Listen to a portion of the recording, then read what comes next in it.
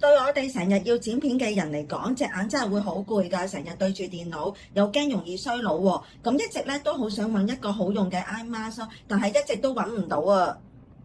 咁點知俾我有一次咧無心插柳之下咧去 iHerb 咧就買洗頭水，爭少少運費喎，咁咪 search 下啲 eye mask 咯。點知俾我就揾到呢一隻韓國牌子嘅 eye mask 啦，咁佢係性價比超高嘅，81蚊左右嘅啫。咁個牌子咧我唔係好識讀啊，係 PETITF22咯。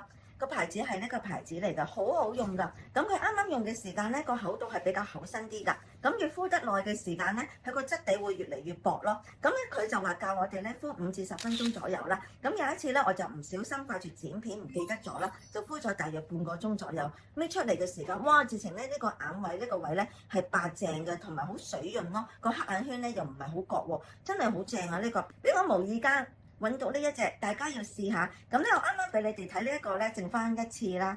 咁其實我之前咧已經有用過1盒啦，已經用完晒㗎啦。